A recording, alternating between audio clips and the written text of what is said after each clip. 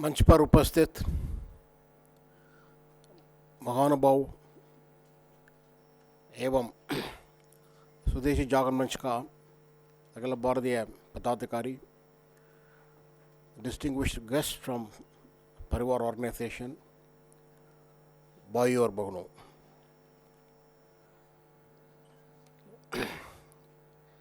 हिंदवी स्वराज्य के संस्थापक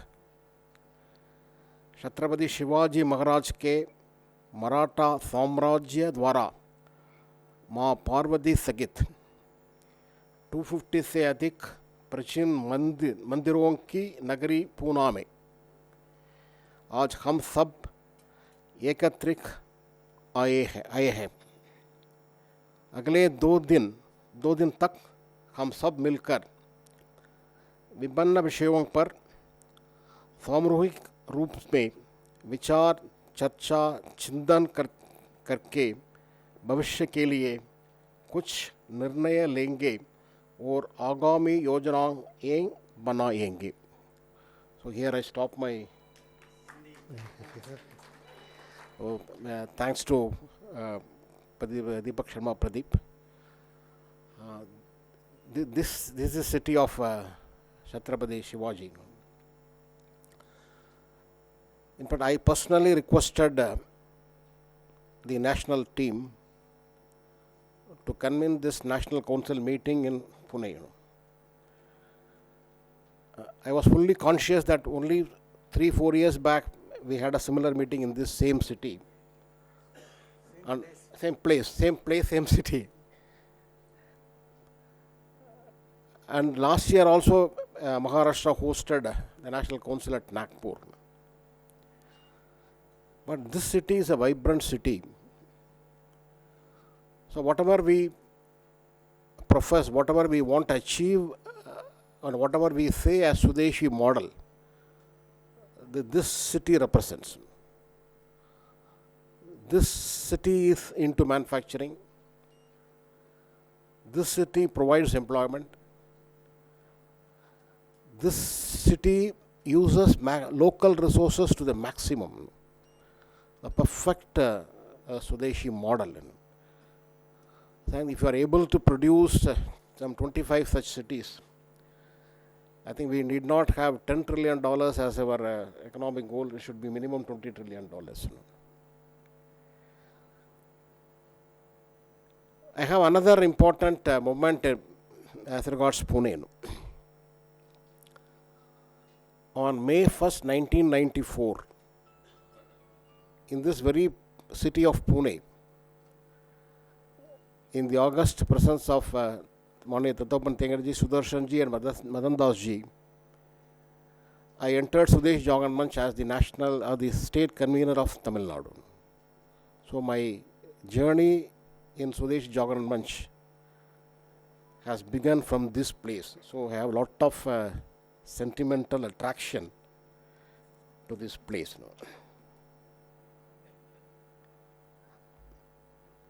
So this is the 30th year of the Swadeshi Jagan Manch. 3 decades is quite a long time. Many things might have changed globally, many things might have changed internally. Even we have learnt many things. The world also might have learnt many things.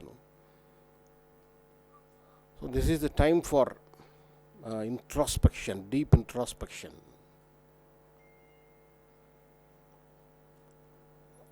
The global community faces challenge from time to time. That is universal truth and universal process. But in the 20th century, the problems were minimum. Oil crisis, then after 10 years, Asian financial crisis, other things. Even in the first decade of this century, we started with Y2K crisis, then global financial crisis. But in the third decade of this century, the globe faced enormous challenges. COVID, unknown, onslaught, everybody, COVID onslaught was universal. Nobody was spared. Ukraine war. America liberalizing its debt market. So currency devaluation throughout the world. China's economy going down. And after COVID, every country has withdrawn. There is a paradigm shift in the thinking of many of the countries. They have withdrawn from the global market and started looking at themselves. So in these serious challenges, the globe has learned certain lessons. Globalization has its own limit. Ultimately, each country has to take care of itself. So there is a paradigm shift in the thinking of the West. Now, domestic economy and domestic employment are going to be the mantra for the next 2-3 decades at least. And environment is going to play a major role. So the world is trying to understand the ramifications of this serious onslaught and trying to evolve a development path. So our country is not an exception. We also had our problems. We are striving for localization. The government came out with an admirable slogan. Our mantra is decentralization. Substantial portion of the economic activity has shifted to rural areas thanks to technology and COVID. It has opened a new vistas. We have understood the importance of human being. The role played by the human being when a national or a global crisis attacks us.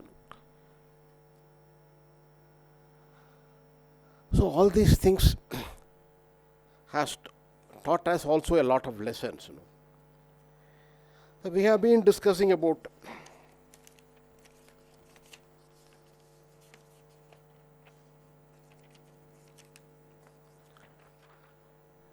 I try to apply my mind the reverse direction. We scan the activities of the government. And if there is any deviation from Swadeshi, we point it out. So I introspected and analyzed whether this government has taken any initiatives towards Swadeshi. To my surprise, because this is a serious attempt I have made, very honestly, I am confessed before you, I am listing it. First, during Corona, movement of the people became a very serious challenge. People have to move from one place to another, and then they need protection. So the government came out with an indigenous vaccine within the shortest possible time and made the movement of people possible. So we have produced vaccine not only for ourselves, but for most parts of the world. And here I am proudly sharing with you, the government has even given free vaccines to many countries in the globe. So this is one of the very greatest Swadeshi initiative of this government. Then the telecom technology. You are all discussing about 5G, 5GI, 6G. The indigenous content in 5G technology is enormous. And during our interactions with IIT Chennai and IIT Kanpur, we were told that once this 5GI is operational, the telecom cost will come down by 50%, further 50%. And the telecom, every village of India will get its telecom connectivity. So this dwara development chal raha hai. The confidence level of the country has gone up. Here I can even share a private conversation. Ashwini ji was with me. We happened to meet Ashwini Vaishnav, our telecom minister. He shared us that he was displaying this 5G technology before some American investors. They are so impressed with the technology that they instantaneously offered to the minister that we are ready, you please introduce this technology in African countries, and we are ready to fund it. So the minister gave a pause. And he replied, in the next 6 months, we will fine-tune our technology. We will come and introduce this technology in the United States of America using our own resources. So the confidence level of the country has gone up. Nano fertilizers. It is creating a huge impact in the cost of production of various agricultural products. Tourism. The government has identified 15-16 centers of strategic and spiritual importance. They have named it as Swadesh tourism. The government has created a lot of infrastructure there. UPI interface. During Corona, the country faced another challenge, major challenge, movement of money. A group of technocrats from Bangalore came and they invented this UPI technology. Today, it is the most advanced technology in the world, transacting more than 6 crore transactions per month. ONDC, Open Network Digital Commerce. One of our core area of our constituency is trading community. They were facing challenges from e-commerce platform, Amazon, etc. Now the government has come out with its own digital platform where the costs are less. It is democratizing the e-commerce area. And the managing director of ONDC, he regularly visits our SGM Karyalaya. And he shared that today 15% of auto rickshaw drivers in Bangalore use this ONDC platform, and 15% of taxi person, they use this platform. And defense indigenization. Government has come out with 4 lists exclusively reserving products for our for production by our own industry, by our own defense people. Last week, the government announced that indigenous production of the defense equipment has exceeded 1 lakh crore, and we have even started exporting that. So I have prepared a small note on all these things, and whomsoever you want more information, they can contact Pradeep.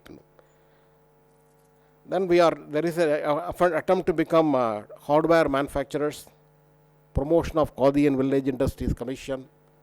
Their sales have crossed 1 lakh crores. Prime Minister is constantly persuading the nation to go in for Khadi and Village Industries products. Vocal for local slogan, it has become a universal slogan. Prime Minister's regular appeal to use local goods. Now that after this Chinese breakdown, after this corona, the world is looking at China plus one strategy. The government wants to produce local domestic supply chains. Then through Man Ki Bharat, the Prime Minister is trying to bring out the specialities of different areas. He shares information about successful Swadeshi entrepreneurs, all these things. You see, I am not here to defend the government or promote the activities of the government. I am just sharing that these are all the initiatives. There are some areas where we are not in agreement with the government. But at the same time, we should say that they are traversing a difficult path, and we are also traversing a very difficult path. Now this is a challenge before us.